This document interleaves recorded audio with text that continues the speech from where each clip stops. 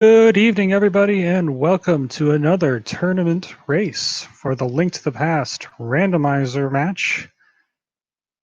Today we have Group K. We have matt7898 and asazas in their first race of their best of three series. My name is Quizbowl, and joining me on comms today we have James FNX. James, how you doing? I'm doing well. This ought to be a really good match. This is the winners match in Group K. Both these guys won their first series. So the top two seeds in this group are going to battle it out here today. Yep, that's right. And the winner of this, moving on, guaranteed a spot in the top 64 bracket, where the loser is going to have to fight for their tournament life in the tiebreak match. So what are you expecting from this seed today? What do you want to see? Like most V31 seeds, I expect there to be something to troll these runners in the first half an hour or so. And after that point, we'll figure out who's got the better route and whether we're going to need to see some high-end skills to get this seed done in a quick fashion. Yeah, definitely lots of trolley seeds going around in races recently. I've seen lots of different scenarios. Actually, to be honest, I'm ready for a jet seed, and they're off. Both starting out in Sanctuary, where we just get the map, so not a lot of value there.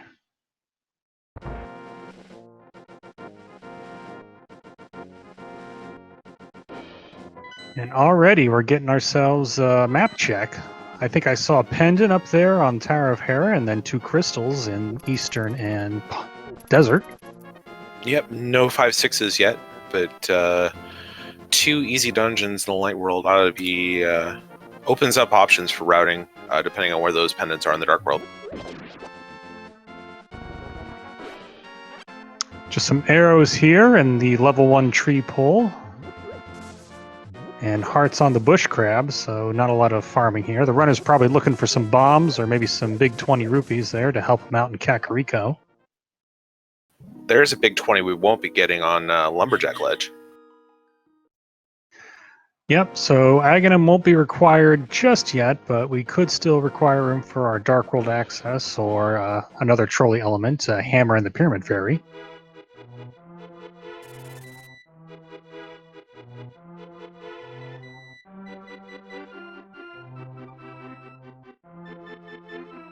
Just a piece of heart there in the mushroom spot. Asaza's picking it up. Matt's saying no thank you.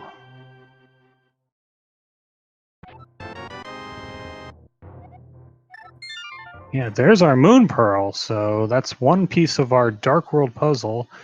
Interesting here, we got some divergence now. Matt is going to save and quit out and go back to Link's house. Asaza's going to continue to Kakariko.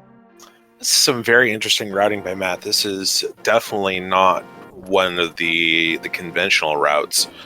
Kakariko has got 13 item locations that are available without any assistance. It's the sort of area you want to hop into as quickly as you can normally, but Matt is deciding to head to South Shore and take a look at some of these spots here.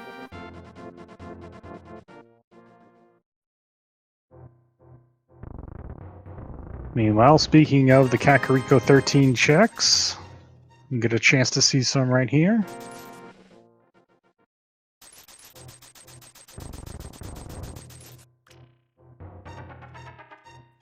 Well, nothing much here. 2 pieces of heart, 1 rupee, and 10 arrows, and not even a bomb pack to boot. So he might have to come back, and he's gonna orphan that last item there in Blind's hideout.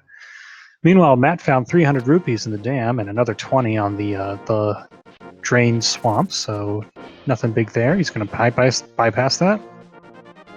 Matt choosing to rush Agana's cave here. It's a location that is really problematic to get to early in the game. Wow, Kakariko. Yeah, stacked Kakariko. And not only hammer. Flute, hammer, and powder. That's really convenient. That adds in another check for Asazas. If he can find some magic while he's here, he can check out Magic Bat. Yes, either magic or if he finds the red cane, he could always do fake powder. But I think the most important part of that was the fact that we have the duck now loose. 3 minutes into the seed, so that is going to make traversing the map a whole lot easier for asazas. Matt was not rewarded for that early Agana check. Looks like he's going to head to Kakariko from the south side.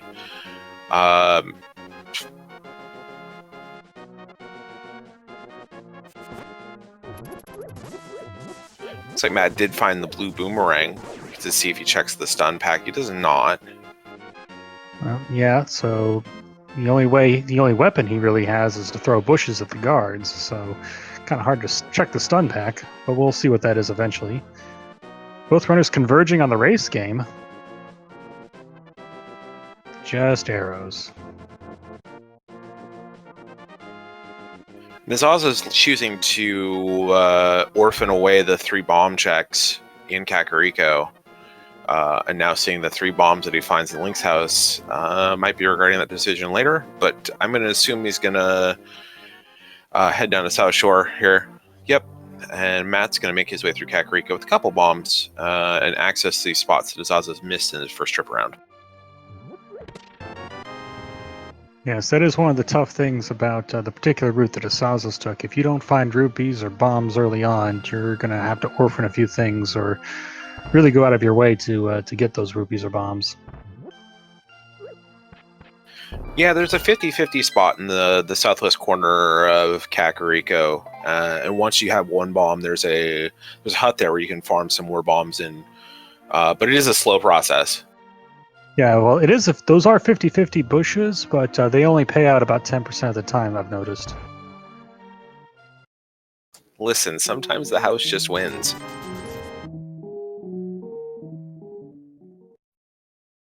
All right, Matt stocking up on bombs with the 300 rupees that he got out of the dam, where asazas is going to go up and start doing the Hyrule Castle checks. So the first 2 things that Asaza skipped here in Kakariko have been bricks for Matt. Chicken Hut and Bottle Vendor do not have anything of value. There's a sword for Asazas on his uncle. That'll be helpful, so he can go and do the escape much easier now.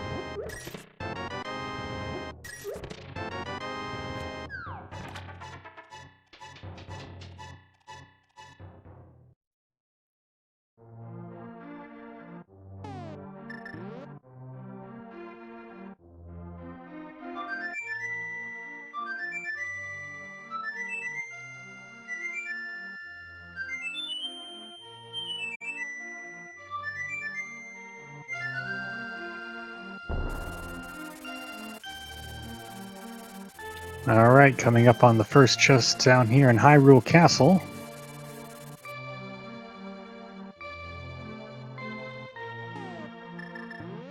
Just a big 20 so far. Meanwhile, Matt's going to get our last check that Azaza skipped in Kakariko. The well didn't have anything in the back, and this will be the last place that Azaza's missed in his first trip. So we'll see if this routing is paid off for him or not.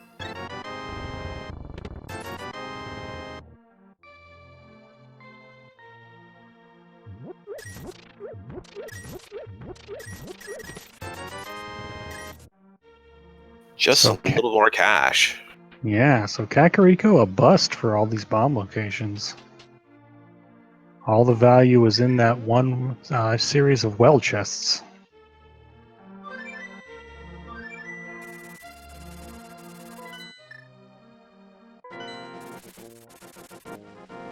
Matt now fluting away, looking like we're going to do some... Oh, he never did make it all the way over to Mini Moldorm Cave, so it looks like we'll be seeing that here first. Meanwhile, Asaza's sorting down the ball and chain guard. All for 50 rupees.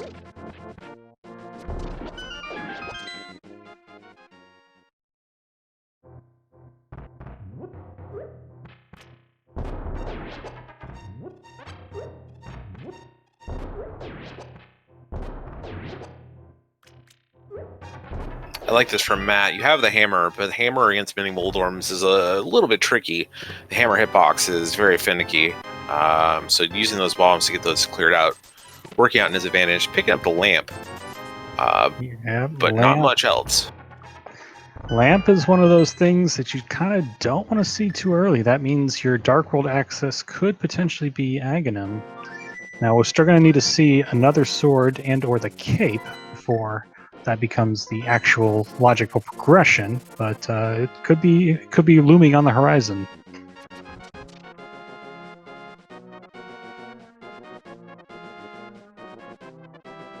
Meanwhile, Asaz is with that sword making quick work of many old arms, and he'll pick up his lamp shortly and move back on to, I guess, the dam next, or possibly a Ice Rod Cave.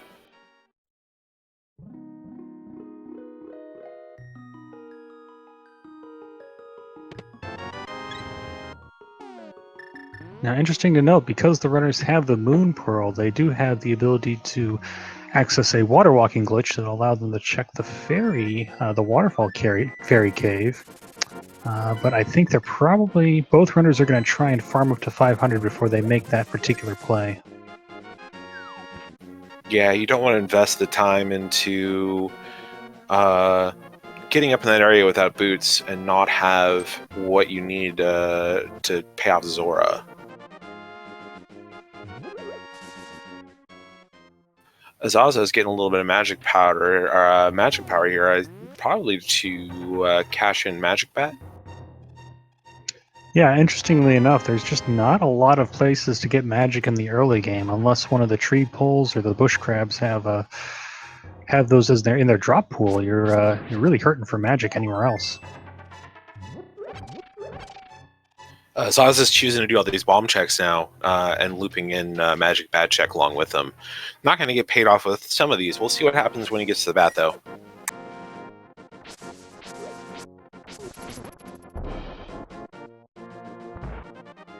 Meanwhile, as Matt goes through the escape, he now has, with a lamp in his possession, is going to be able to do the Dark Cross room, which Asazas had orphaned. If that happens to be the small key, then Matt could get all the way to the back of Escape and clear out this dungeon. Yep. And Chad asking if this is a loser's bracket. This is not. This is the winners match in Group K. Both Matt and Asazas won their first round. And this is game 1 in their series.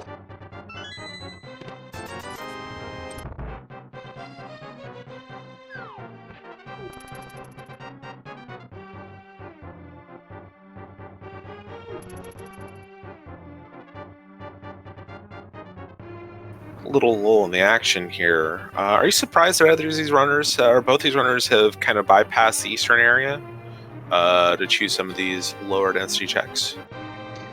Well, it's an interesting play because you definitely don't want to go into Eastern Palace without the bow, especially with it being a crystal, because you really want to be able to finish it off the first time you go there.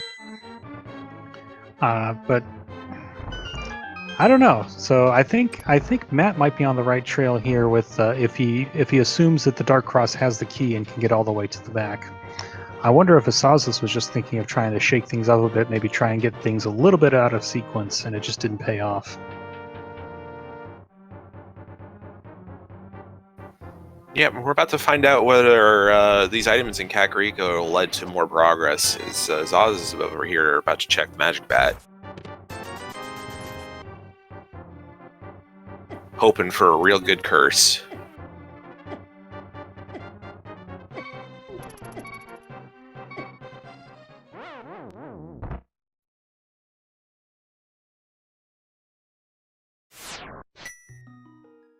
Ooh, another fetch quest in a bottle. As far as curses go, that's not the worst. I guess the fortunate bit is that the sick kid is right there next door, so it won't take too long to turn in. Yeah, it's a really easy check to loop in, and then I would guess Asazas is probably going to have to either head to Eastern or peek up on Death Mountain. It's interesting that he fluted from there. I don't know what the time difference would be between fluting and just walking there. And all that for a piece of heart. Yeah, all sick kid can muster is a little piece of heart, and small key for Matt in the Dark Cross chest. He'll be able to finish out the rest of the escape. We know there's 3 items back there. We've already found the map. Well, meanwhile, Asazas has made his way up Death Mountain. Lamp in hand, will be able to rescue the old man. We'll be able to see what's on Spectacle Rock and actually get what's in Spectacle Rock, but that's the only checks we're going to see up here.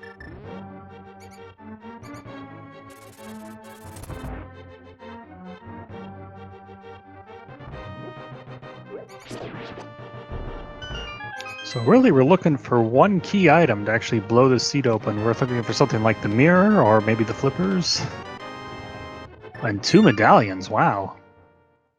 The Hyrule vaults are full of money today, at least in the form of medallions.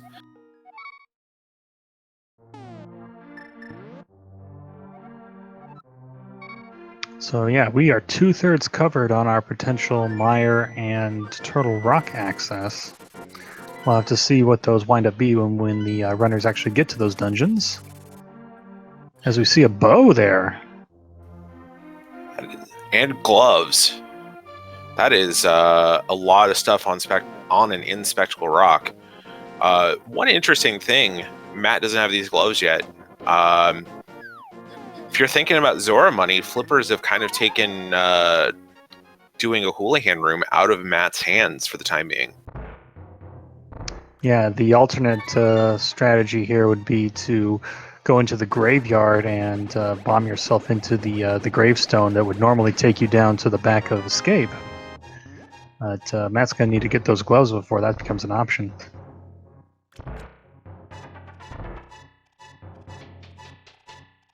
And with those gloves, asazas will be able to get those flippers and the 2 medallions without having to go through the entirety of Escape. And of course, one thing we've completely overlooked, those gloves give us Dark World access. That is true.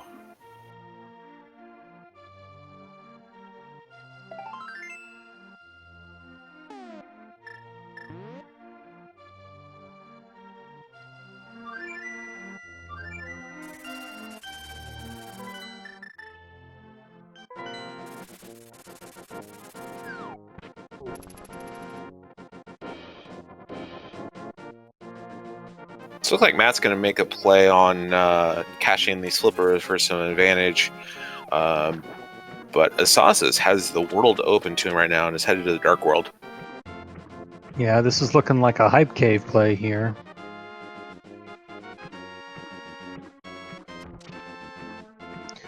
So what kind of hype can we expect in the Hype Cave today?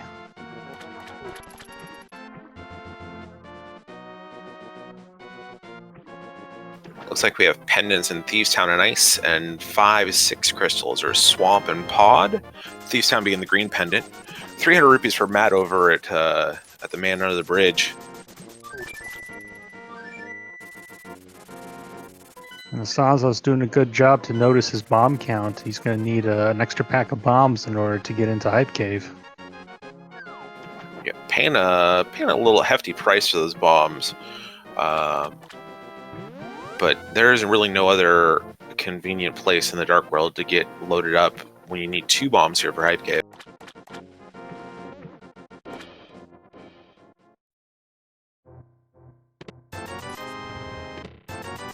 And of course, the guy gives you a 3 bomb pack. 10 arrows, 300 rupees, 5 rupees, and the Master Sword. Master Sword is kind of hype. The rest of that cave, though, a big resident sleeper. Matt picking up Zora money on the way up to Zora with the money with the Man Under the Bridge and another 300 in Waterfall Cave. So we'll see what the resident scammer-in-chief has for us over on that side, whereas Asazas is going to go up. We're either going to look at the pyramid or we're going to head over to Pod.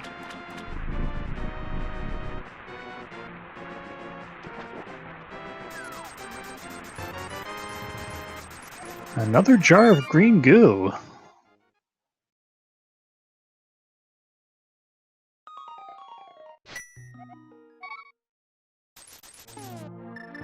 Matt's starting to run out of options here as to where he's going to go to progress. Looks like he's going to head up to Death Mountain and finally get those gloves.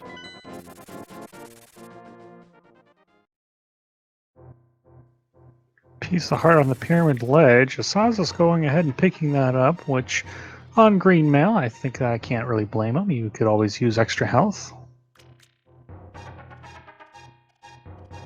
Yeah, the enemies in the Dark World are no joke, especially making this a run over to Catfish. You've got a lot of these enemies do 1 to 2 hearts of damage in contact.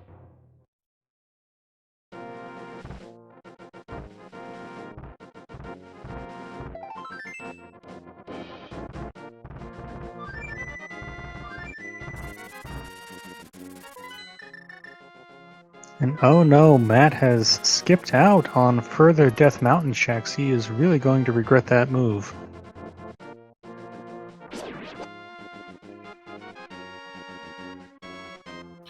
Not only is he heading over to Eastern, where we don't know what any of this is. There may still be some progression over here, but we know that there is not only are there gloves up there, but we also know that one of the 2 bows is up on Spectacle Rock, and that's a lot of information that would really be useful.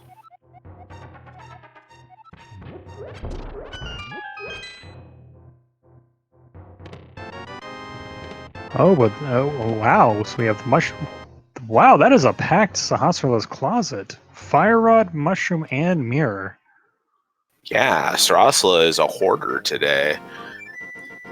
It's very rare you see 3 unique items in Sarasla's closet. So obviously Matt, having already done the magic bat, can go ahead and turn that mushroom in. But as chat points out, he's also able to grab that bow once he finally does go up and get his gloves. Yeah, so the mirror gives him full East Death Mountain access. And so, oh, good grief, the ice rod.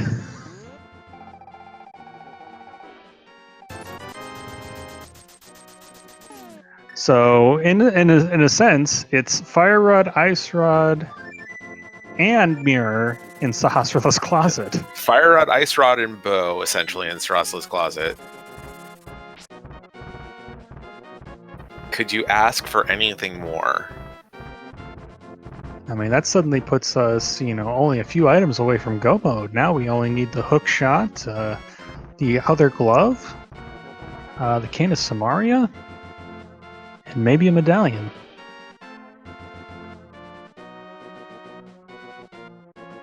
So Matt's routing inadvertently working to his advantage. He'll pick up this glove, get the bow, and we'll be off to the East Death Mountain.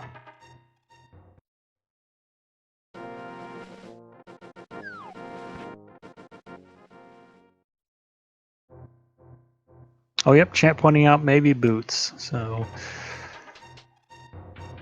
last couple of seeds I've had have been all walking seeds, so maybe I've just forgotten that the boots exist in this game. Yeah, that's literally all I had in the tournament as well, is 1 seed that didn't have boots and 3 where boots was go mode.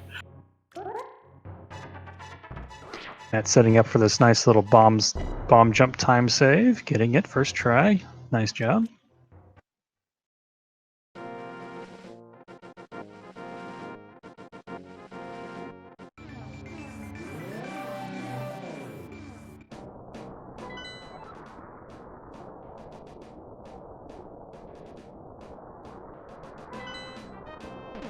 Yeah, Matt set up really nicely here. He'll be able to do a pod Eastern double with his equipment, and a Skull Woods Thieves Town double if he chooses to dip into Thieves Town. It is a pendant, but first 4 items in the dungeon are essentially overworld locations.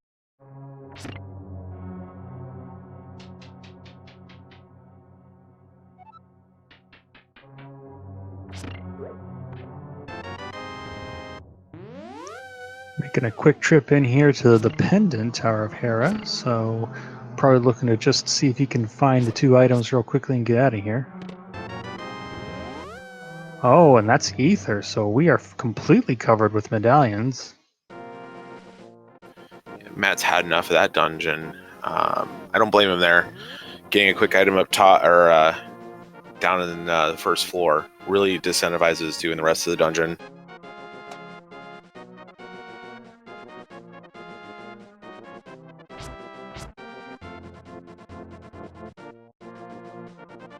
Just some arrows there on the floating island. Won't be needing to mirror back to that later. Sazas here in Village Outcast doing some of the side caves here. We'll see if he dips into Thieves Town. I wouldn't be surprised if he did. Especially with it being a green pendant. Wouldn't be surprised if he full clears it.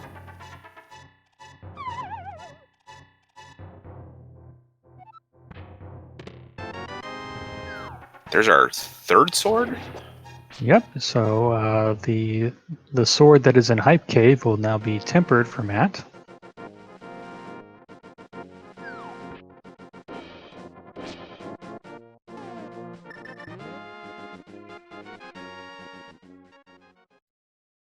Meanwhile, Village Outcast has very little for asazas.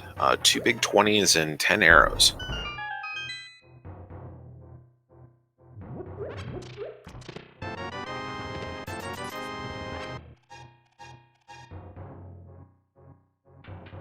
Just to answer the question, chat, no, the difficulty settings are not one of the toggleable options in this tournament, so they will all be the kind of the standard difficulty, where all the swords and all the males will be available.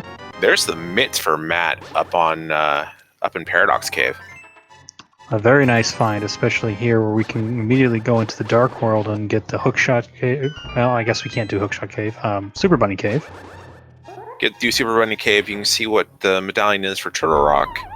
Although that's information he doesn't need right now. True, he knows he has all the medallions.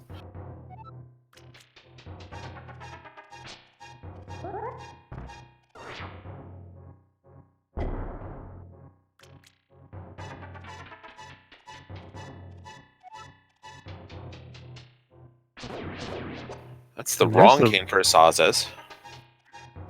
It's the wrong cane, but it'll work in a pinch here to defeat blind. Yeah. Also put Spike Cave into logic between the two runners. So that might be a piece of routing that asazas gets to do once he gets caught up here that Matt's going to skip out on.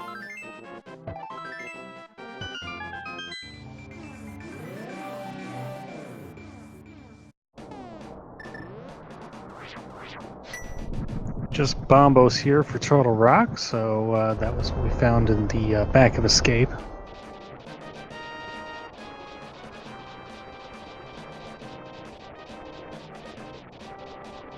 Matt doing the smart thing and opening this dungeon up. You're going to have to go in there anyways at some point. No reason not to do it now.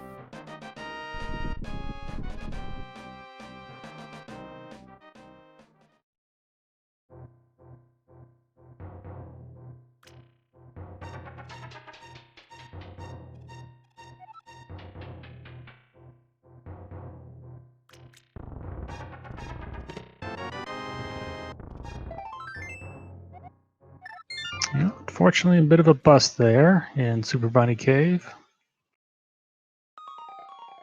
It's all right though. Matt has the world open to him, and with that mirror, it can chain a lot of dungeons together in a very short amount of time.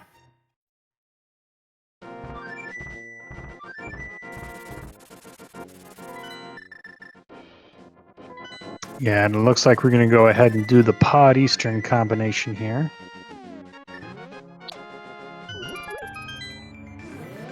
Yeah, it's going to be 8 items in very quick succession for him over the course of about probably 8 to 10 minutes. Also 2 crystals.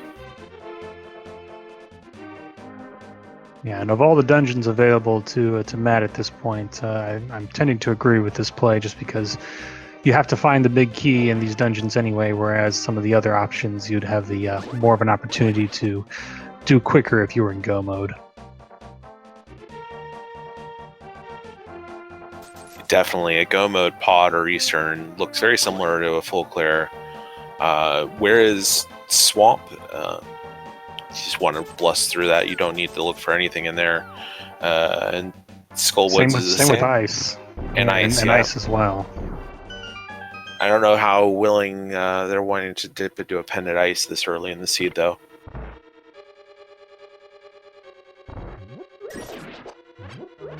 Logically, there's something there. There's always something in pendant Ice, but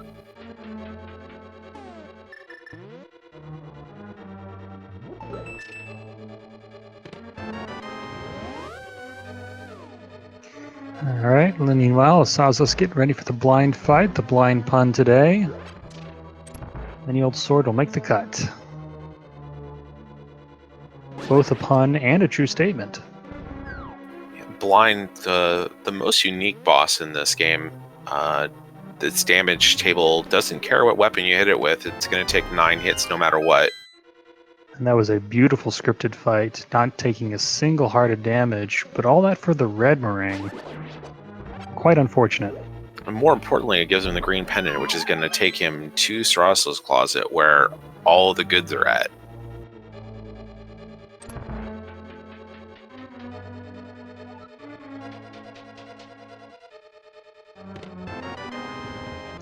Yes, I get the feeling Asazas was waiting until he could claim that bow off the top of Spectacle Rock, but he doesn't know that the item that he needs to get there is in Hasrala's closet.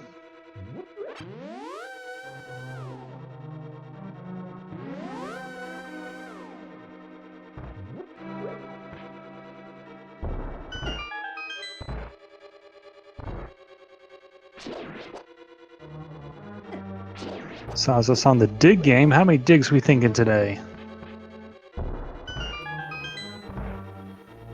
I don't know, but I'm hoping to find something here. This is a location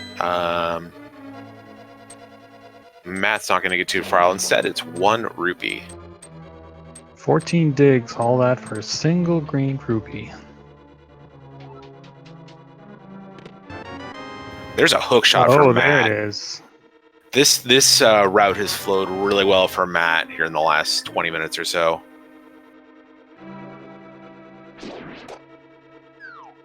So provided that boots are not required for anything, it is Kane for go mode.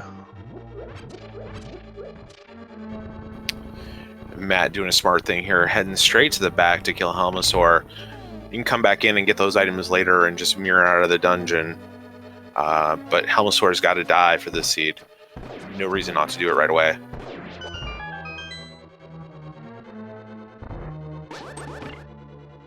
It's an interesting bit of rooting too, because he may be trying to follow the logic of the seed, as it were. That hook shot opens up something. In this case, it's going to be Swamp Palace.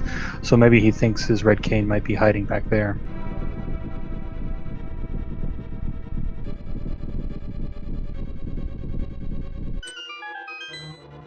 Yeah, there's a lot that's open over that hook shot. The 6 items in the swamp, plus the 4 items up on Dark Death Mountain.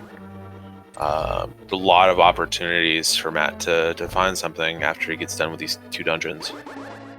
Well, for all the hype that's in Sahasrara's closet, Sahasrara himself only giving us 3 bombs.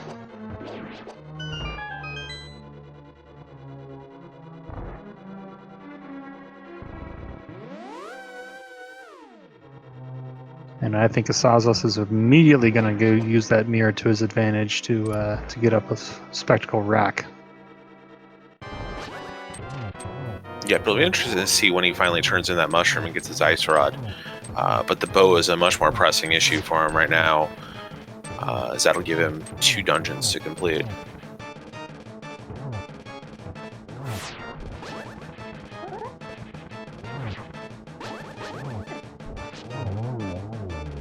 Matt getting through this Helmasaur fight. It's kind of tricky on green mail with only 6 hearts, but a couple spins, a hammer shot, and 2 more slashes, and gets it done just for a single arrow. Sazas almost getting caught by that pink ball. I think he has about 6 dialogue boxes to clear if you accidentally bump into him, so good job there. It's something absurd. You're mashing for a good 10 seconds.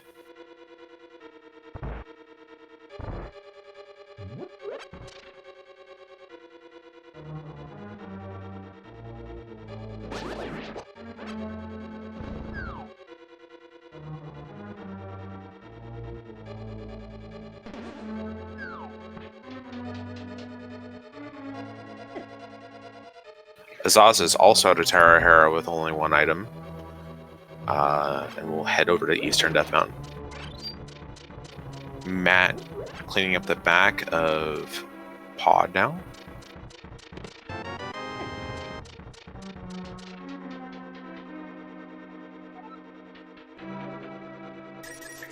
Can't quite remember how many items there were in the front, but there should only be a couple more. I think there were just the two in front, the hookshot and the arrow off of Helma. Alright, and so that bomb pack would be item number 3. I think Matt coming to the right conclusion that Harmless Hellway is just going to be key for a key.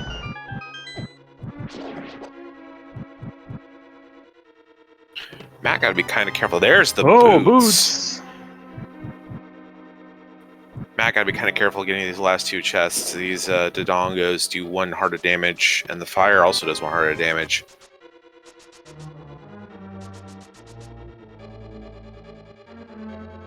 Azaza's getting his tempered sword. And 100 rupees in the big chest from Matt. So he's going to head out of here and head to Eastern. So now we truly are a red cane away from go mode. And at 34 minutes, that's an insane statement to be making. Yeah, you called for a jet seed. You might get what you want.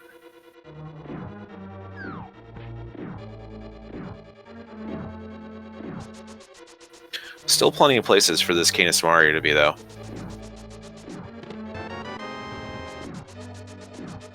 That's right. The cane is almost like the ice rod in the sense that it can be anywhere. The only real restrictions are on Vitreous himself, or anywhere in Turtle Rock, or in Ganon's Tower.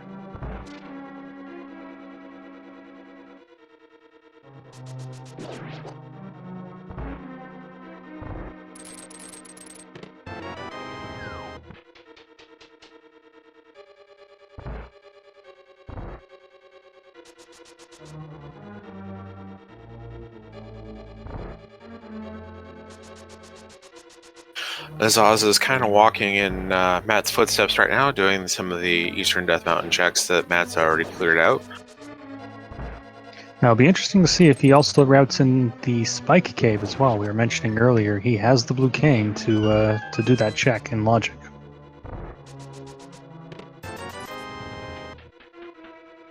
Yeah, and if Canis Mario is in Spike Cave, that is something that could turn this seat on its head.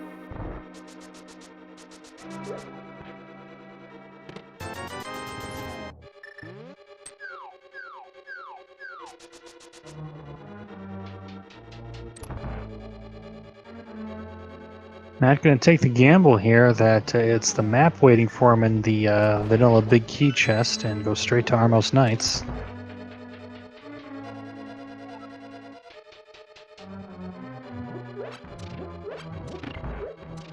But Asaza's deciding not to go for Spike Cave.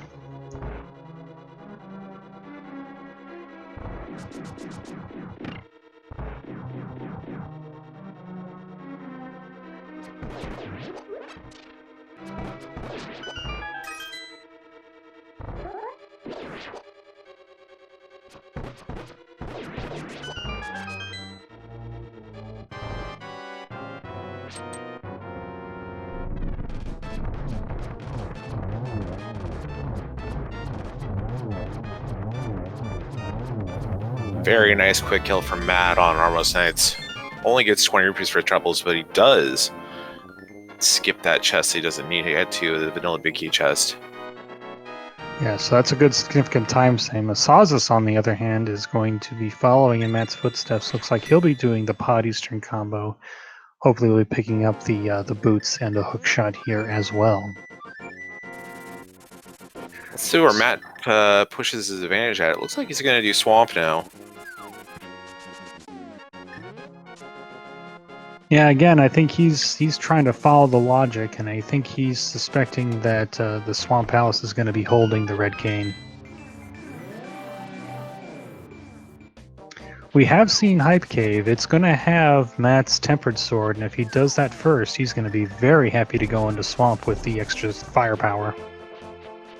Yeah, the Argus fight, and the Trinex fight are probably the two where having the difference between Master and Tempered shows.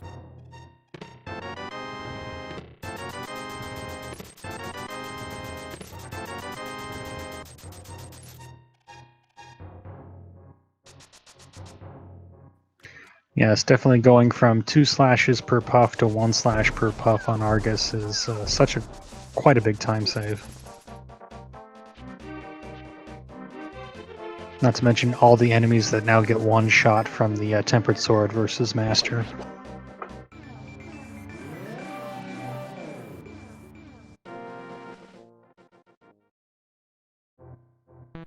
Well, another incentive that Matt might be having here to go all the way to Swamp Palace is Pod and Swamp were the 2 5/6 crystals, so Matt might also be looking to check the Pyramid Fairy right after this. Yeah, it's a really good loop in. Getting that check, which is normally a fair distance away, getting to do it right after Swamp is going to save a bunch of time.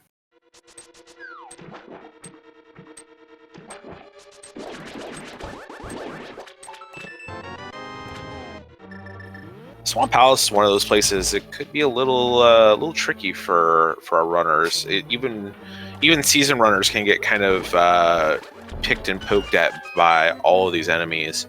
And on Green Mail and 6 hearts, that is not a lot of health for this dungeon. Yes, that's where it helps to know where every single heart is located within each of these respective dungeons, because you find yourself getting pretty low. It looks like Matt has a lot of NMG strats under his belt, so he should be doing a pretty good job. Yeah, his run's been really clean so far.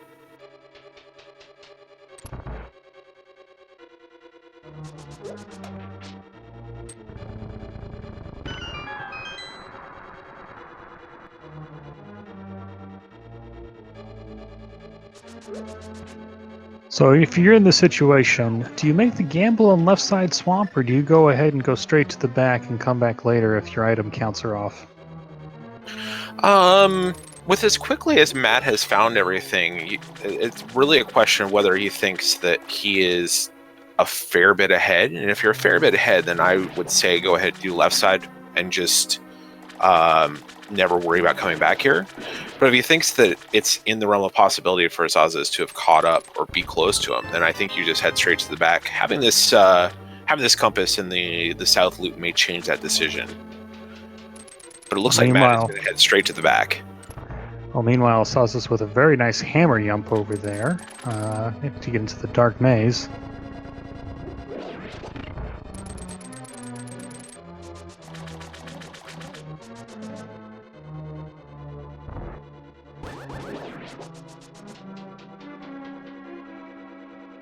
And he is now happily dashing around the world.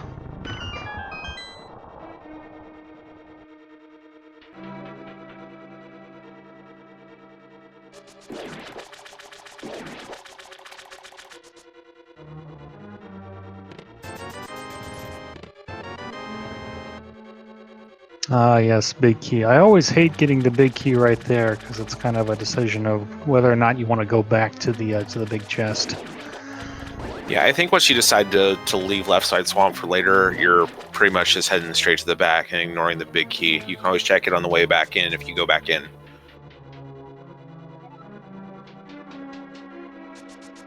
Bug net for Matt in the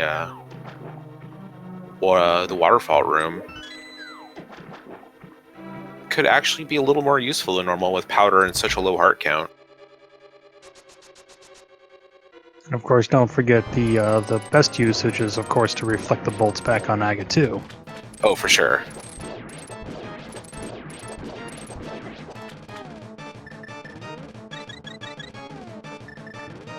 Matt getting bullied a bit by Argus here has to pop his blue potion, and for good reason, as he takes another hit from Argus. Yeah, I mean, Argus seems like a really simple boss to defeat, but you forget that on Green Mail, 2 hearts per hit. A nice quick kill with the two slashes and a spin and a 2 fire rod shots gets it done. Finds a map on Argus, so we know that there are 3 items left in Swamp. The big chest and both the left side chests. And that's going to send Matt back in. Yeah, 3 items I think is just way too much value to give up on.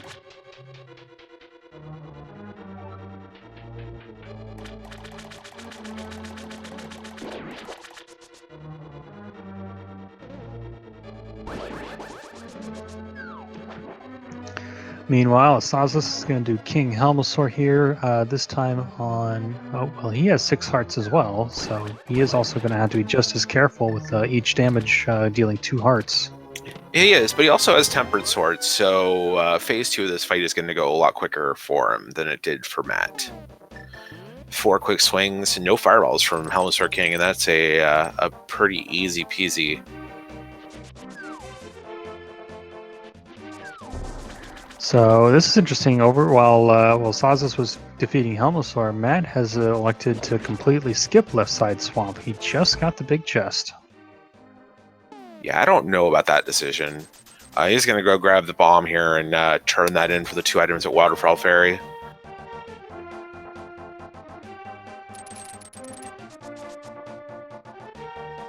Nice little dash with the bomb. There's a frame you can hit dash on after either getting hit by an enemy or hooking. He's also going to look to try and duplicate the bomb here. Well done. That is really nicely done. Yeah, you do have to hit that screen transition the moment that it hits 0, I believe, in order for that to work. So that is very precise.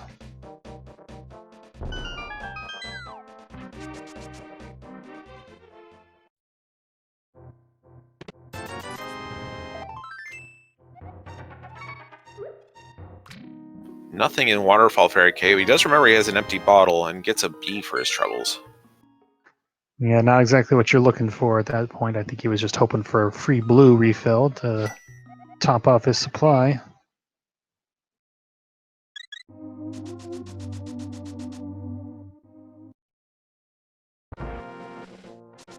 Looks like Matt's going to follow the boots chain now. Going to go check the King's Tomb and the Bonk Rocks. Surprised he's not looping in a check of Bumper Ledge and Graveyard Ledge with this.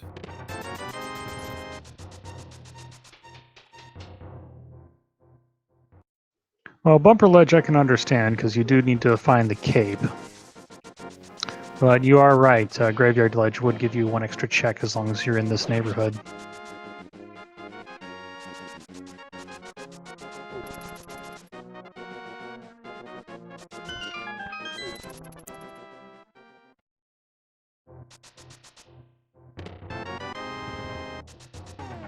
Just some bombs.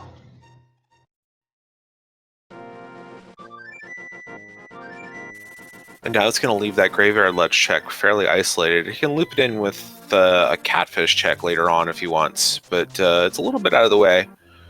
Right now, he's probably going to head to Skull Woods and get that crystal done.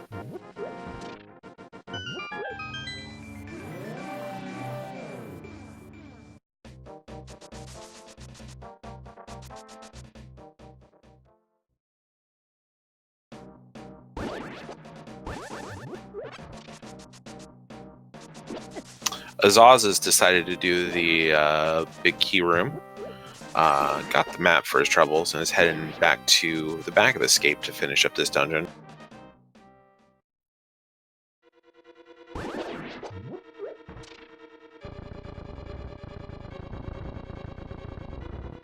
Yeah, this whole seed, Asazas has been playing a bit more conservatively, trying to clear out a lot of these item checks, whereas Matt's being a little more aggressive, leaving a few of the other checks isolated and orphaned. We'll see if that winds up biting him in the end. Yeah, so far it's paid off, but there's still a couple places that Azazas can route in that Matt has skipped. Spike Cave is still one that I would have checked had I been up there, but it's now isolated for both our runners. Although there is a reason to go back up there, hit Hookshot Cave.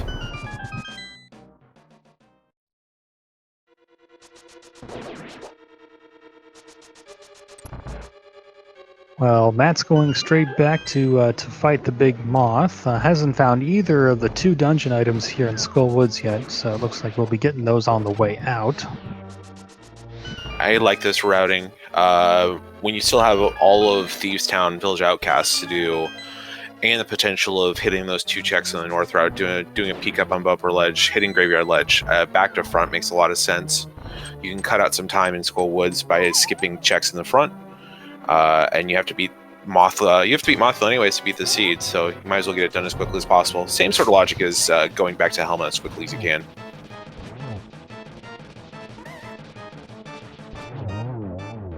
Very nice Mothula fight. Very nice Mothla fight, and asazas getting his ice rod and buying a blue potion.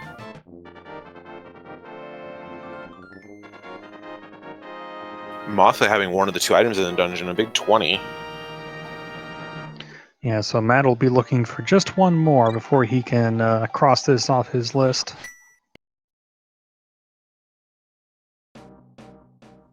Chat pointing out that the cane could in fact be on the pedestal with this particular pendant layout. We have Ice Palace, Thieves Town, Tower of Hera as our 3 pendants, so that is a possibility. It is a possibility. It's really weird because Ice Palace can be cane locked by logic depending on the key layout in the dungeon. So it really makes it a weird situation if it does end up being that way.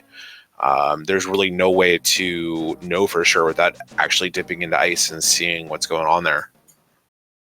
So that'd be an interesting heads-up play if one of these runners perhaps goes to Ice Palace looking for the cane, resolving to actually finish it out and beat Cold Stare, seeing what item it drops, and therefore eliminating the pet as a possibility.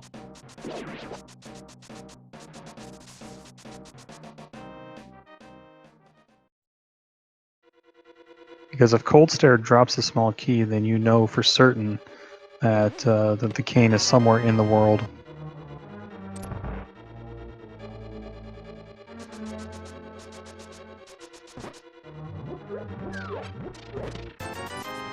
There's our second item, another big 20 in Skullwood, so just the crystal is a payoff for Matt there.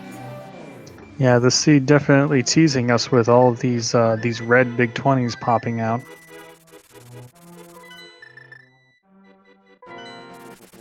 Matt's going to do another crystal dungeon here, it looks like, and head to desert.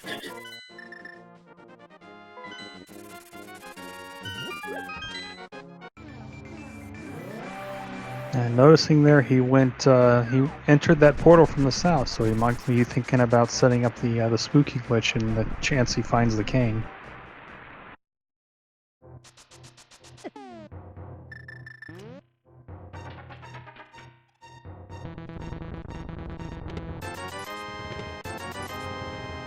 I don't know, I think I'd rather just do desert first and then hop into Mire.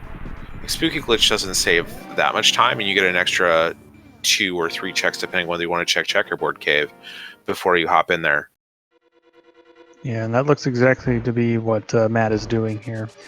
Meanwhile, Asazas takes down the mouth himself.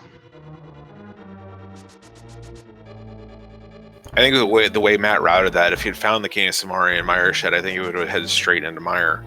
But without it, here we go into desert.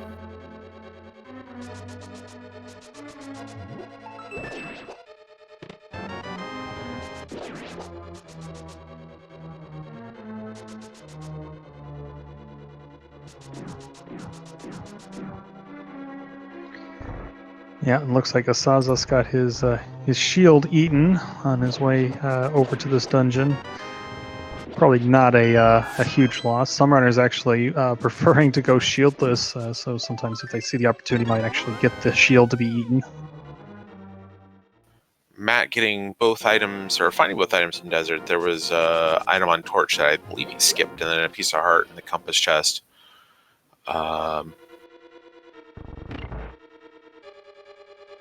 I believe it was actually a torch on the compass chest, so I think Matt's actually isolating the big key chest at the moment. Yeah, it's not so bad. You can get that fairly quickly, but going back in once you get done with Landmo. And if Landmo has a second item, then you've saved that time. So another good piece of routing from Matt here.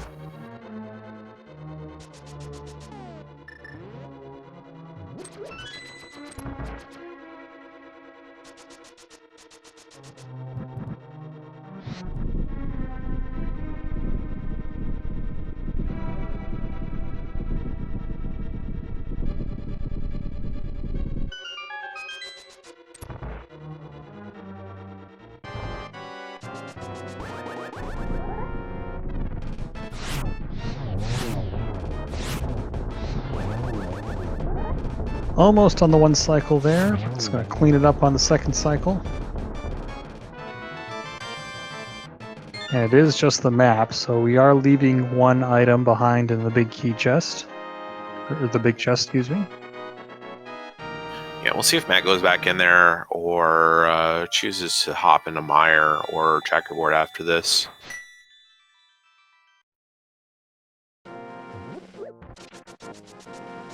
And yes, I know I said torch on the compass chest. I stand by it. The lamp was in the compass chest back in the first dungeon they went in, isn't it? Yeah. Meanwhile, Azazas is going to make these North Dark World checks, checking Bumper Ledge and I would assume Graveyard Ledge as well when doing his boots checks. Just 300 rupees up on Bumper Ledge.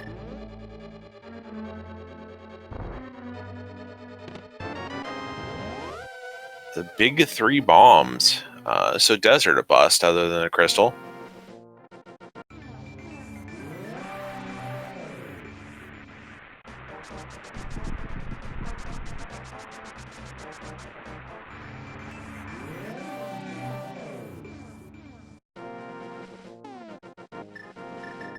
We start to check off what's left for these runners.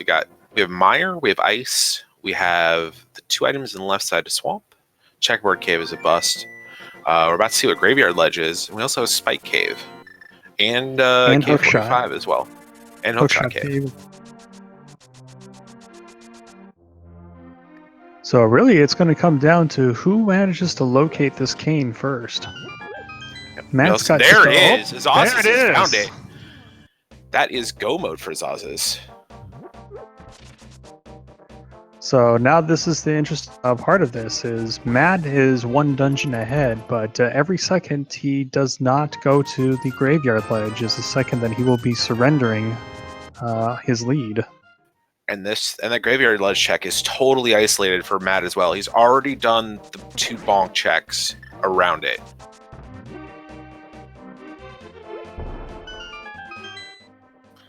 And Azaz is actually 2 dungeons down. Matt has Desert and Swamp in hand.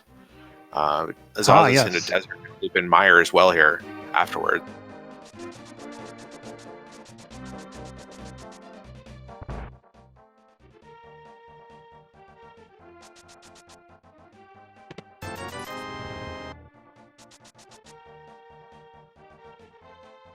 Yep, and now Matt is making because the other thing that Asazas did is he went through Thieves Town, and now Matt is going to be diving in there, and unfortunately will not be finding anything of use.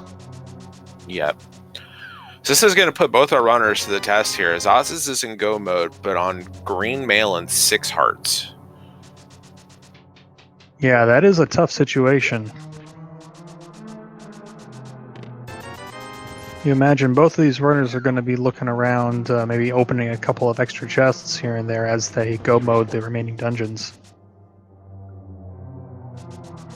Yeah, this is the kind of item set you would see in like a spoiler log race as opposed to a standard rando.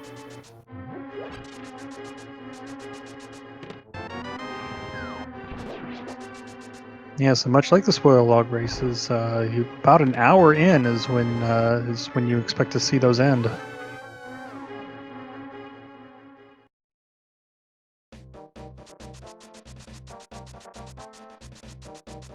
Matt giving up on Thieves Town after the first 4. He's still got several checks here in the Southwest Dark World.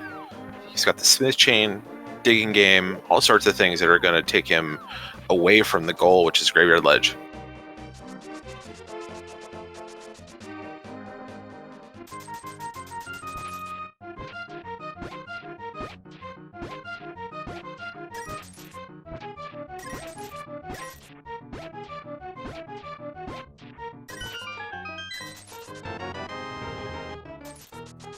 Yes, and each of those red rupees teasing Matt, saying, "I'm something red, but I am not the thing that you are looking for."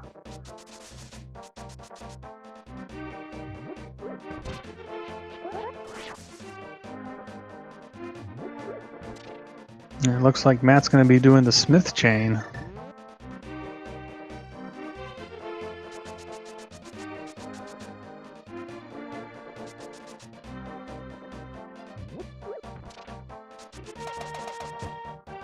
Yeah, we know it's not going to be anything that Matt needs to finish the seed, but if he finds a blue mail here or some more hearts, it could give him a cushion that Asazas doesn't have into this end of this race. Yeah, other advantages could be the final sword upgrade, or the silver arrows would be a significant upgrade. Could help Matt get back into this if he does manage to make it over to the graveyard ledge sometime soon. Yeah, even half magic will make some of these later rooms a little bit easier. Be able to use the fire rod for a lot of it. Just some pieces of heart so far, though. Well, with each piece of heart, we get closer and closer to actually getting a good, healthy health bar for Matt. Matt hasn't been too concerned, though. He's skipped at least 2, possibly more pieces of heart in a long way.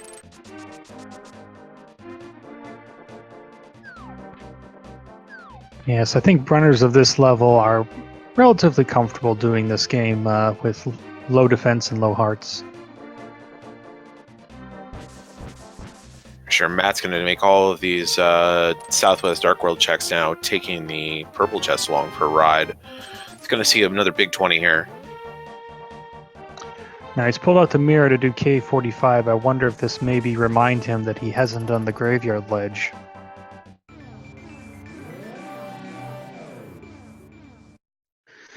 Unfortunately for Asazas, looks like the big key's not hiding in the first 2 chests, so he's going to have to go a little further away. It's a little Matt's stay feeling yes, there. Please. Fairy yes, in a bottle is please going to make it feel a little better. Exactly.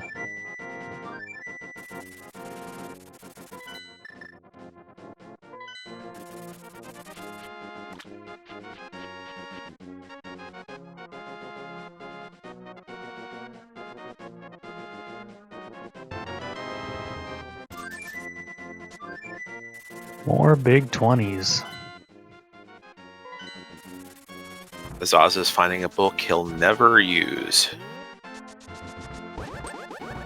And chat pointing out something that will benefit both runners here. With as few hearts as we found in the overworld and in these dungeons, you have to assume there's going to be a lot of health drops in Ganon's tower. So if it's a long key hunt, both these runners are going to feel a bit more comfortable.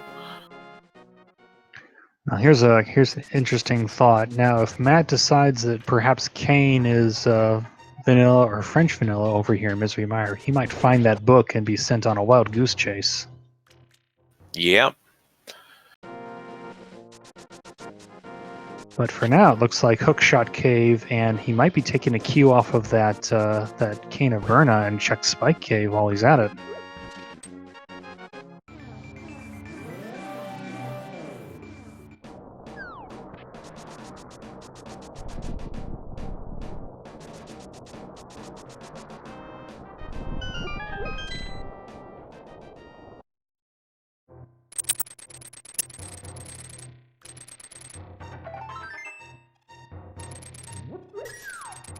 Meanwhile, Azaz is going through the dark rooms in Misery Mire. Doesn't look like he set up Spooky.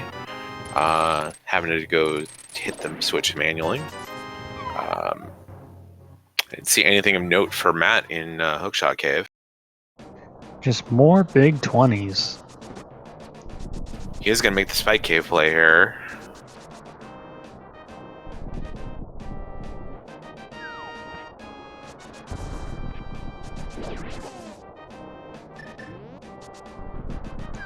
Finding one of those skulls under the bush, those are always really annoying.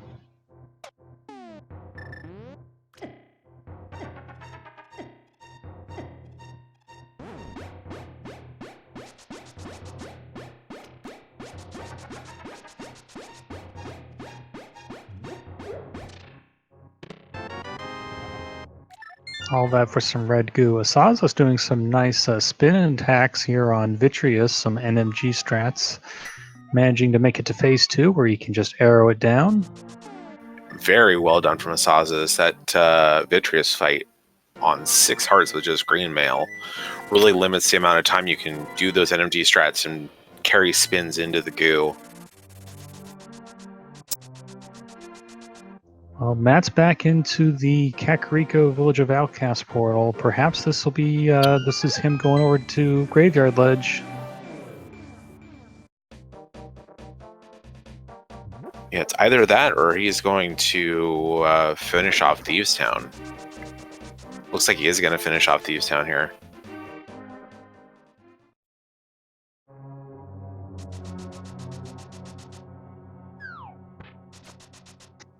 And that's unfortunate because Asazas seems to be about caught up. He still has to go through Swamp, but he's going to do it on Go mode. Whereas Matt has to make his way over to the Graveyard Ledge and then do Mire and Turtle Rock. Yep, we are even on crystals. Azaz is now up to 5 crystals. And with Swamp and Go mode and Turtle Rock, it's definitely started to pull ahead here.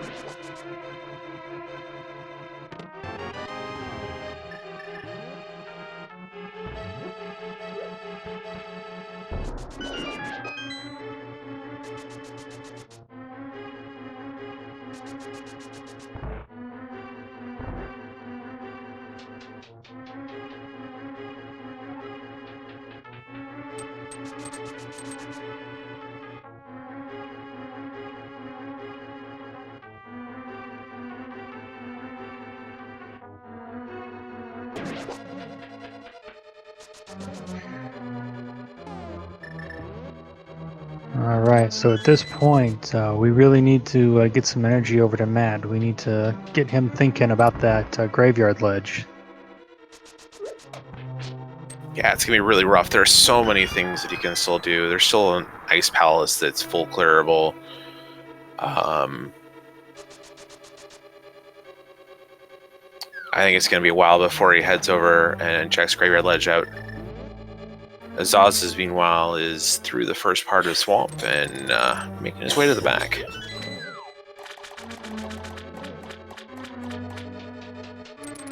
Yes, and doing this in Go mode, he has absolutely no need to stop for any of the chests or anything else throughout this dungeon, and so he'll pull ahead in the crystal count real soon. Yeah, it'll be interesting to see if he pokes at any of these chests along the way to try and find silvers or some more hearts. But anything that is out of the beaten path is certainly not going to make it. He might pick up the waterfall chest here, but I would be surprised if he grabbed anything else. Now, of course, remember that was the bug net. Matt doing a very nice job on his scripted blind fight. Again, getting something red that's not what he's looking for.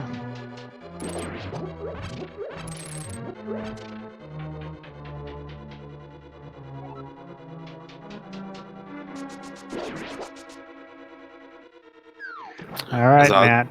Graveyard Ledge. Graveyard Ledge.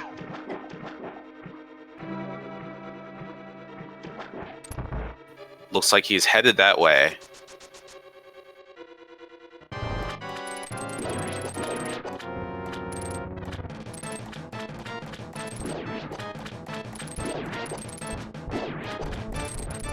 Keep going. Keep going. Zaz is getting bullied a little bit by Argus as well here. Remember, Matt had to use his blue potion in this fight.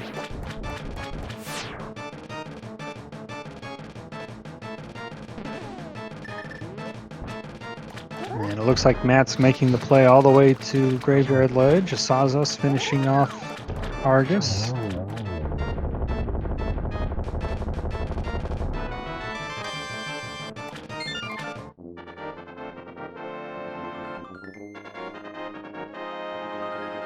And there we go. Matt, now at 1 hour 8 minutes, is himself in Go mode.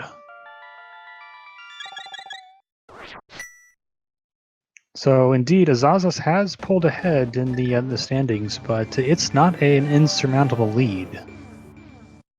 No, this is definitely going to come down to execution. This is a very much a low percent fight between these two runners.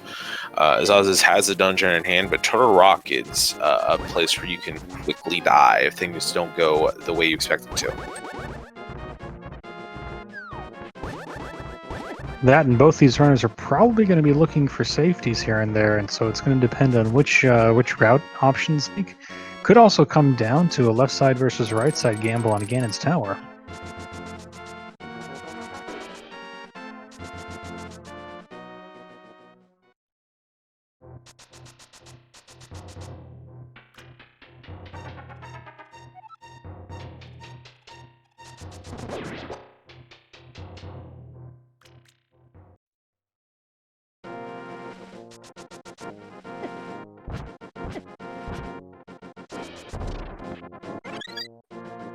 Someone in chat noting that someone made this an expert mode seed by accident. It kind of does look that way, although on expert mode I do believe you do not get the tempered sword. Yeah, the game's kind enough at least to give him a weapon that can actually do some damage, but that's the only kindness this seed has provided.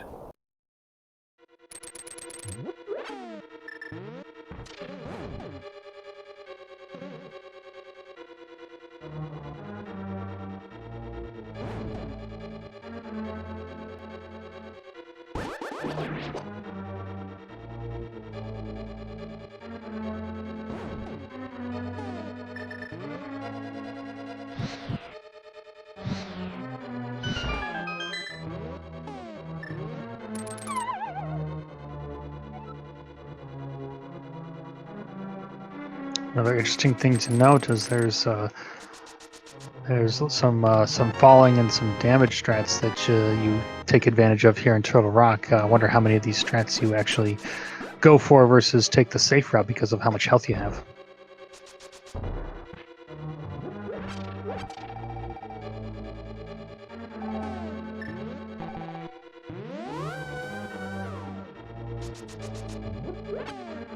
Azazas not finding the big key in the torch room chest is going to head back to the open entrance and head check what's normally the first chest here, but he decided to go and see if there was what he needed in that torch room first.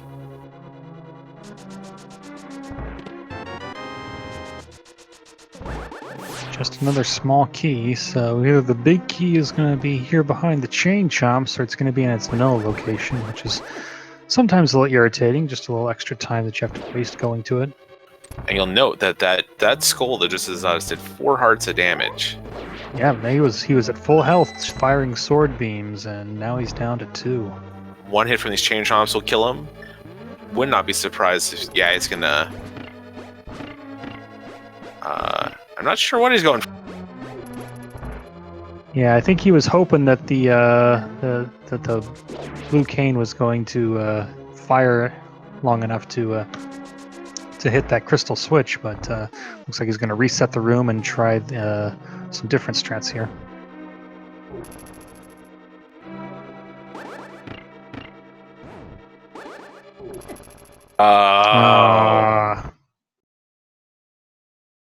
Meanwhile, Matt doing some spooky strats over in Meyer now can start to make up this gap.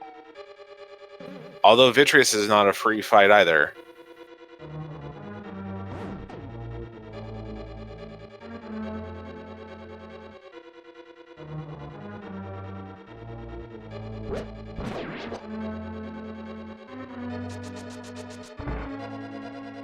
Some very nice NMG strats there. Yeah, phase 1, very beautiful. Down to 1 heart, but that's not going to be an issue for phase 2. Plenty of arrows to pump into Vitreous's last eye. Halts for a second so he doesn't take damage out of the goo and gets Misery Mire done. We are tied up once again, 6 crystals to 6.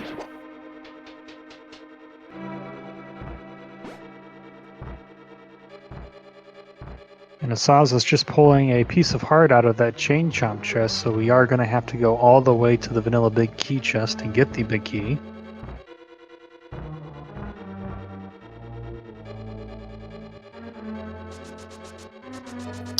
Yeah, with no half magic, that's going to put these runners' laser dodges to the test. They're almost certainly going to have to get a key off the laser bridge to finish this dungeon out.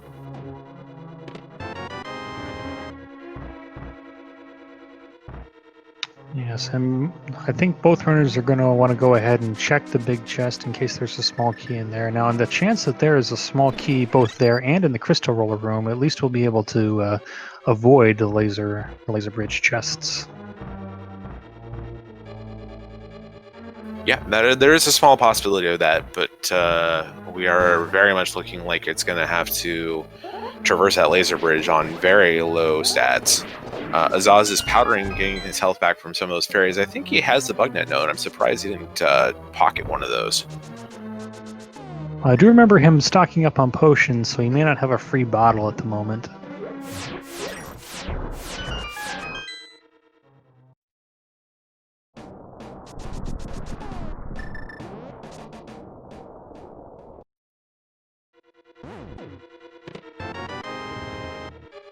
There's half the dream. I will key in the big chest.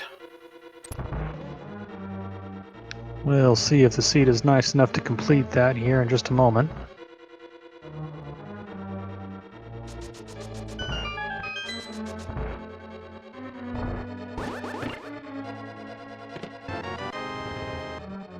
No such luck.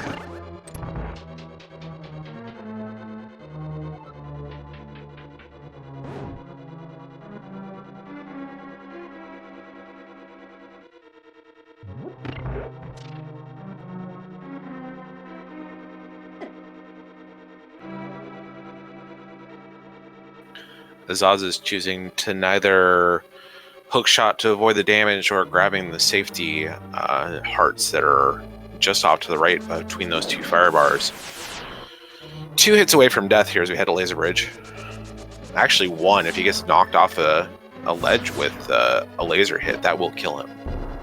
Yeah, and I think he is wisely choosing to take the safety door here so he can respawn in case that does happen.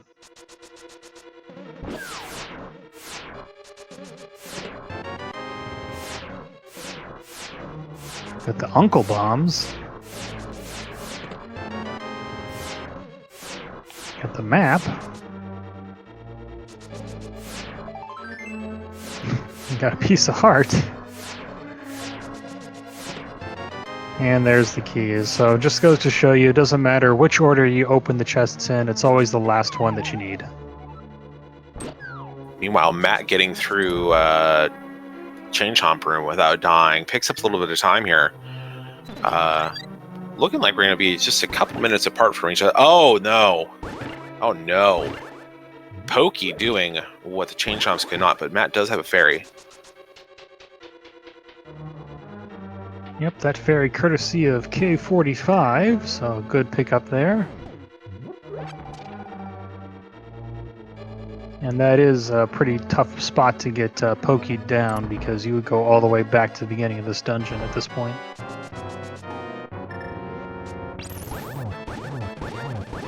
Zaza's going for the 1 cycle kill here, dashing in behind. Misses his first fire rod shot. I think that's going to get another cycle in phase 1. Nope, gets it done in the 1 cycle.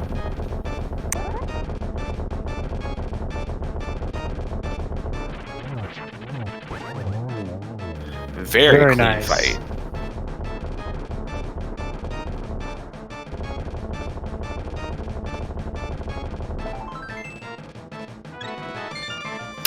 And as you know, if you've been watching some of these races as the tournament has gone along, our big key guessing game bot is still on vacation in the Alps. So we don't have an official game for you, but get those guesses in. There are 22 locations in Ganon's Tower where the big key could be at. If you guess right, you'll get some internet cred. All right, so let's get those guesses in chat. What are you thinking today, James? I usually go for number 11, which may not have been a lucky number for Matt, as he just took a death and headed back to the front of Turtle Rock. Well, me personally, I always like to go with 2 because I love seeing the big key in the Hope Room. Mostly when I'm the one playing, but I like it when the runners do it as well.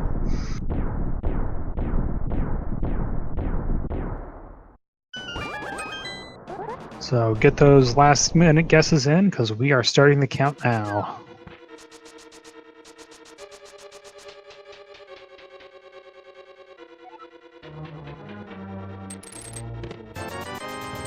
Chest 1, $50.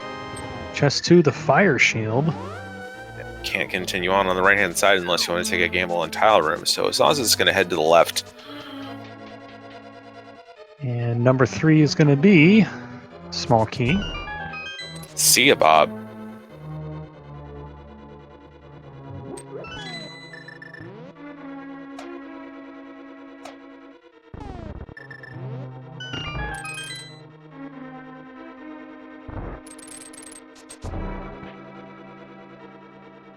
And here in Dark Magician's room, number 4, small key. 5 is another small key. Got the map in 6. And some bombs in 7. So we will be continuing on to the fire bar room.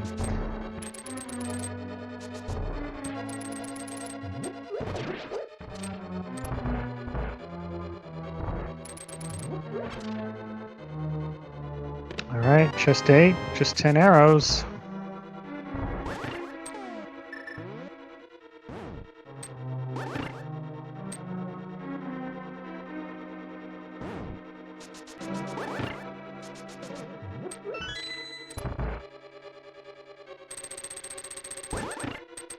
Not sure what Matt was doing. Did he skip a big chest or... Yeah, I think he neglected to go to the big chest, and it has the key that you need to get to the crystal roller room. Yep. Full heart in chest 9, so we are off to Rando room.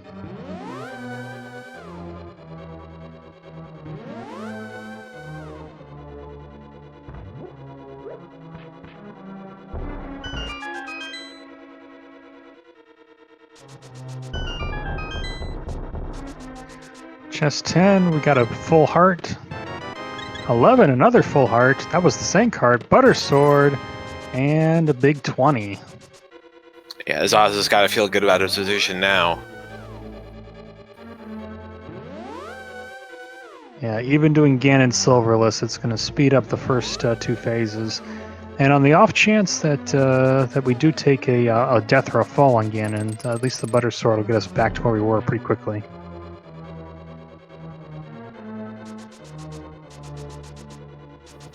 Yeah, and those extra hearts will provide another hit against Ganon. And even if there is a fall or a death, it will push Azazas up to a place where he can take a hit from first phase and a fire bat in the last phase and not die. All right, Bob's chest number 14 was just another piece of heart, so we are still on the hunt. Meanwhile, Matt, getting that key quickly, decides to skip the last exit. We'll make up a little bit of time here, and is heading into his try-next fight. Nice Armos on ice there. So chest 15, another full heart, another full heart, and another big 20. We found Ganon's health factory. That is insane. What is we have 6 hearts before and 12 hearts, and we haven't found the big key yet. Well, Matt takes a hit from Trinex's head, down to 1 heart here. Does have a fairy, did manage to catch one.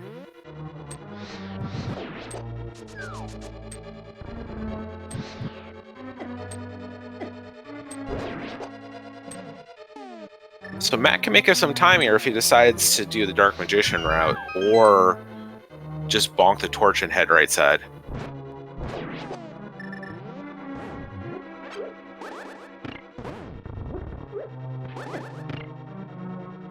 All right, we're getting down to it. Chest 18 here in Compass Room. Another heart.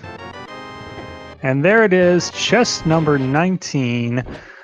That is our answer today. Go see. Oh, and blue mail to boot. So let's go back and see who had 19.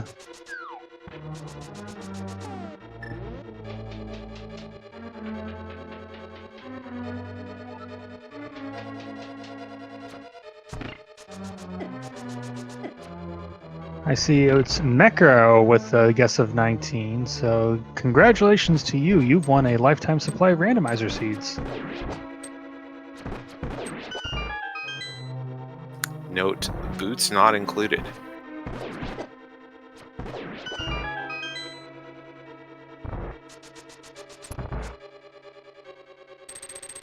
And Matt looking to go left side first. We'll see what he does here with this key on Bob's torch, whether he decides to make what we know is the correct play, but it's a very strange route to do that.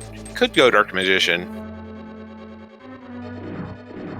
Yeah, if you don't even go to the Hope Room first, it's kind of indicative that you might be trying the Dark Magician route.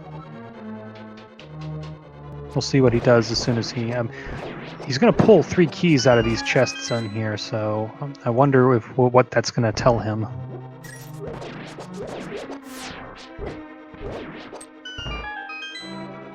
He's making the play. He's going to make up some time here. But he is going to miss out on a lot of the health and that butter sword. That is right.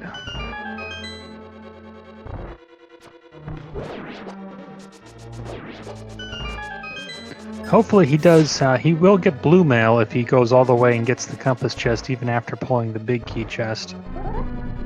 That will be at least something.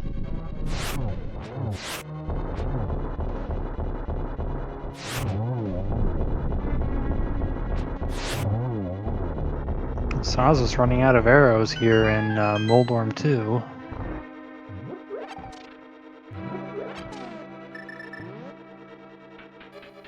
Yeah. Not even going to pick up the 5-pack that's under one of those skull pots. So it looks like he's just... I think I'd grab it in case there were silvers up here. That's what I was thinking. If he does manage to pull silvers, you definitely want to have those in your back pocket. Yes, Asazas does have the gold sword. He may be just resigning to doing a silverless Ganon. Yep. Matt gets his key and is starting to make his ascent up the tower.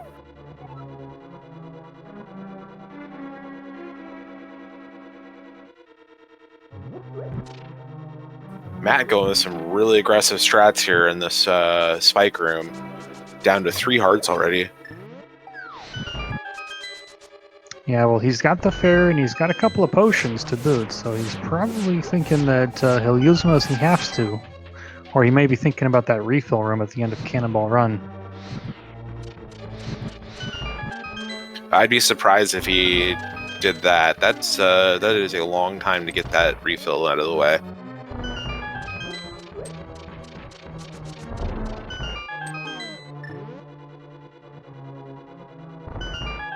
I mean, Matt does not have any potions. He just has the 1 fairy. So he must have chugged them when we weren't looking.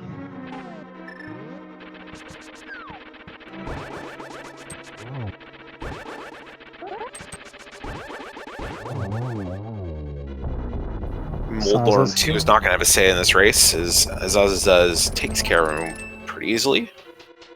Skips the post-Moldorm chest, so definitely not feeling the need to look for silver arrows. I wonder if it's because he's feeling a little behind at this point. I mean, at that point, there's no place to really get arrows that's in a convenient location, so even if the chest does have silvers, there's nothing to really do with them. Yeah, that's true. Here we are, Aga 2.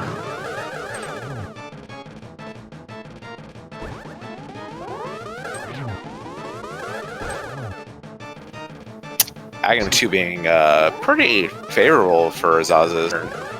It's not that bad. He gets it killed in, I think that was 4 cycles, possibly 3.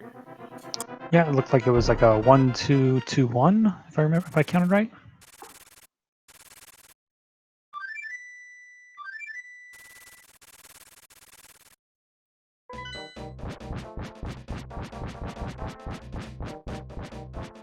Meanwhile, Matt's skipping it all in the refill room, almost through to the Moldorm 2 fight. So yeah, 1 death or 1 Ganon fall could even this matchup really fast. Azazas has a lot more cushion to play with, though, with all of these hearts now and blue mail. And this gold sword will make a guaranteed 1-1. Indeed, just like that. He's only going to get this one fire bat sequence, and he's already onto the teleports.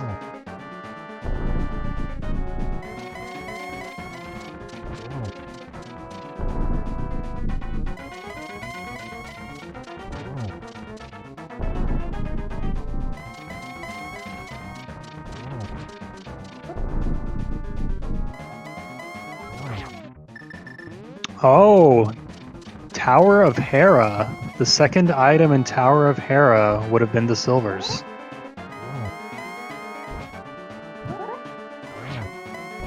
Because remember, we pulled Ether out of the first chest there. Yep. I don't think either of us are going to feel bad about that, though. Yeah, probably not that big of a deal. All right, Asazo's getting the torch glitch there, so that's going to open up the possibility of using the fire rod here and getting these triples. So again, fire rod, and then do a sword spin as he teleports away. We got to get up to 12 of these sword spins to finish the big pig off.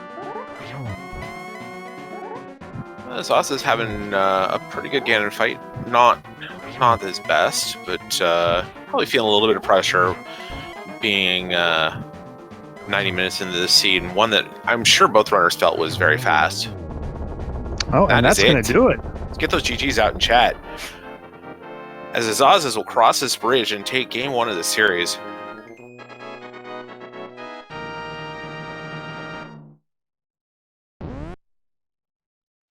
And there it is. Asazas has finished in first place with an official SRL time of 1 hour, 30 minutes, and 28 seconds. GG.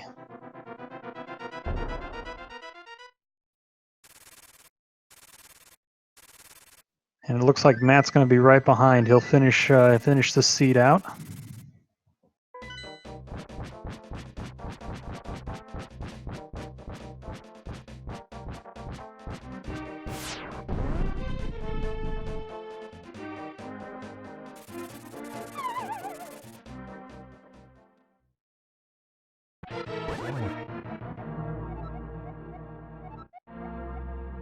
Yeah, Matt's going to have just a slightly longer Ganon fight here. He's going to get as many of these tempered sword spins in as possible, but in total it's going to have to be 12 slashes. So yeah, we see here. We did make it to the fire bat cycle. He might be able to pull this off.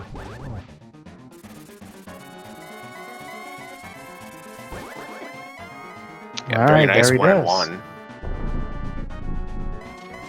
So you'll notice he'll get the exact same teleport pattern that Asazas had on his side. That's a feature of the randomizer. We want to make sure that, well, the items are randomized, but things that could affect the outcome of races are not randomized.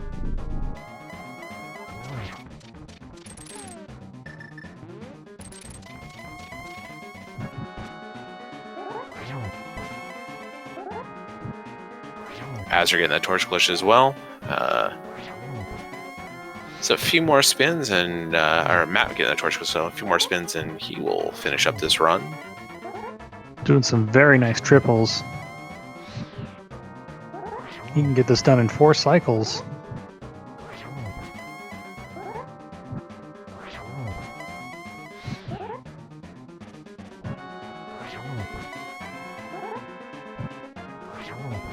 He was a tiny bit early on that last one, but this should be the last hit for Matt. And there it is. Get those GGs in chat for Matt7898.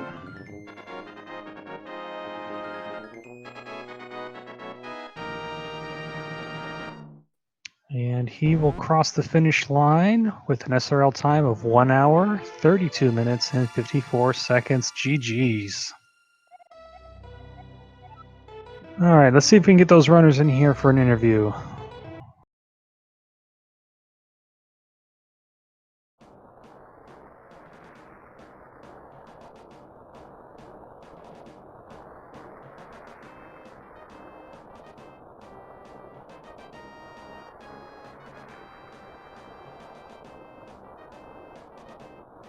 And we are now joined by our two runners. We have Asazas and matt7898. GG's.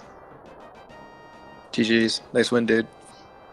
Yeah, GG. This was really tough, right? But kind of fun as well.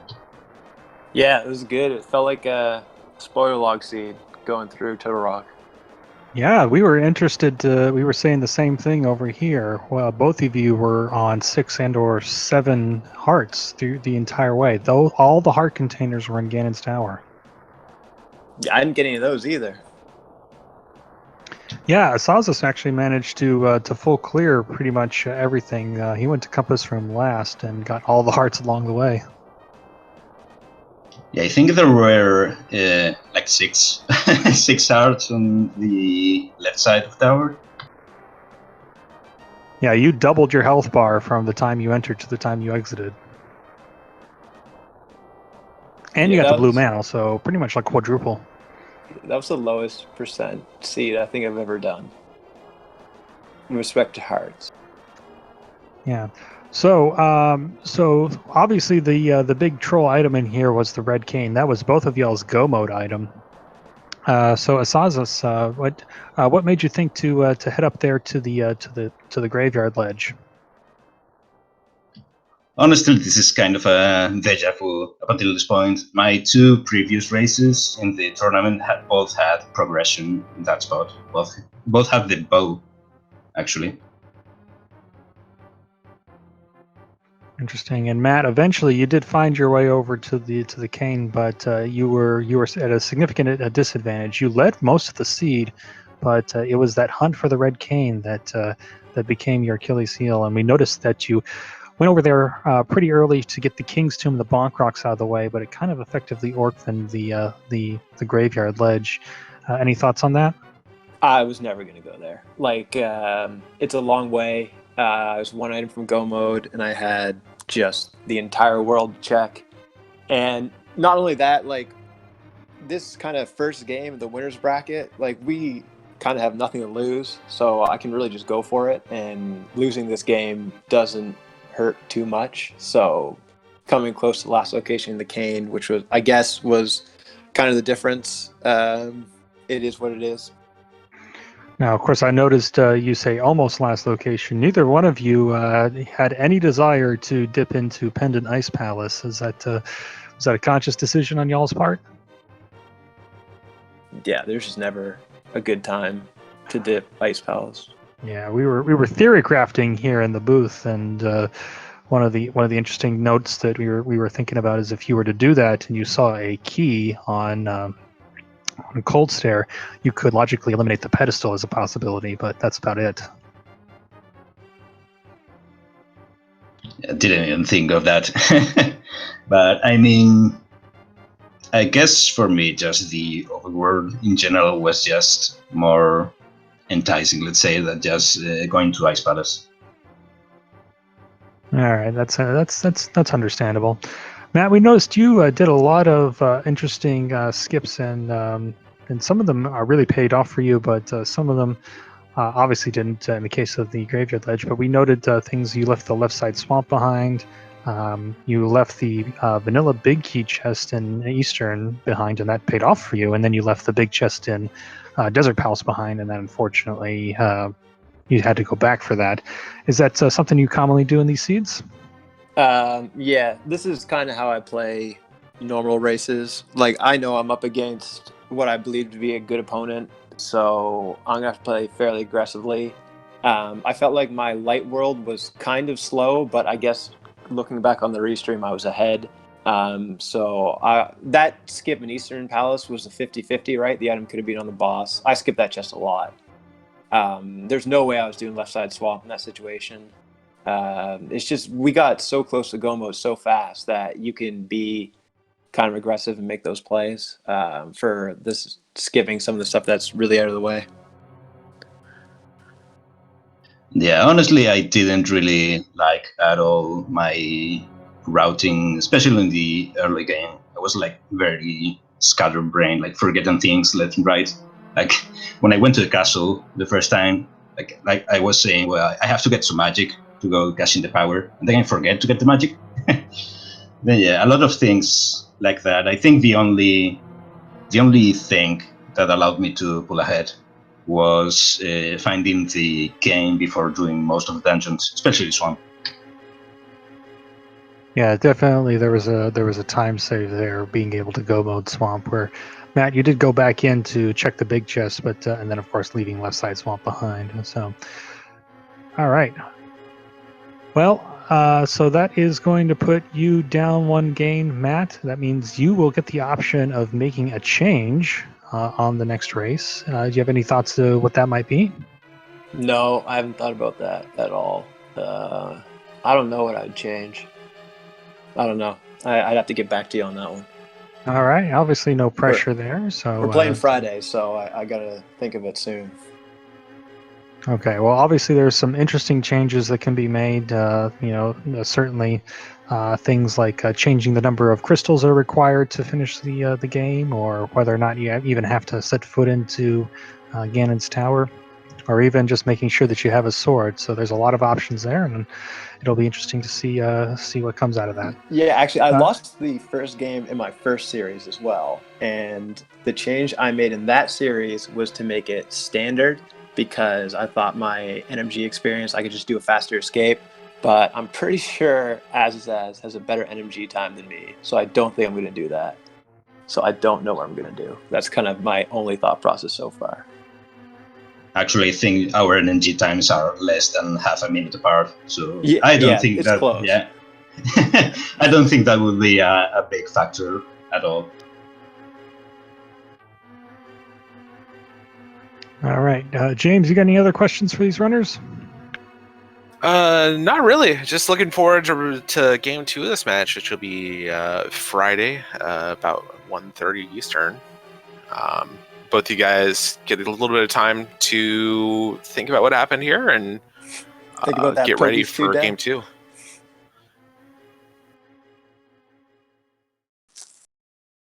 All right. Well, we'll bring this match to a close. So again, GGs to both of you. And you got any last thoughts? No, just thanks for the restream and the commentary. Oh, Yeah. thank you for putting on a great show for us. Yeah, thank you to you all. And this isn't over. This isn't over at all. So, recommend you to tune in on Friday to see the second race.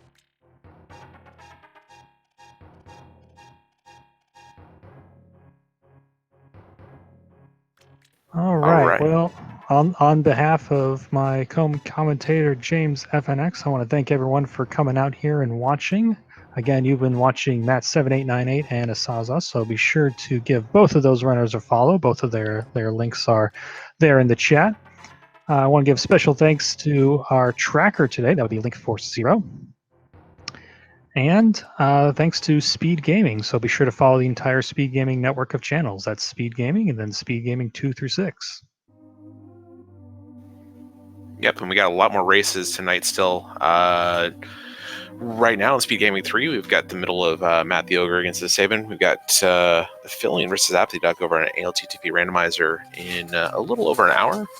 And a nightcap with DVO XS versus Super and Taylor.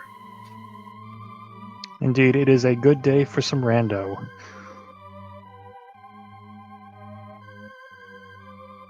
All right, well, it is time to end the stream and get out of here. So I will say good night, everyone, and have some great seeds out there. I'll leave the last word to James. Thanks for watching. Make sure to give our runners and tracker a follow, and we'll see you again next time.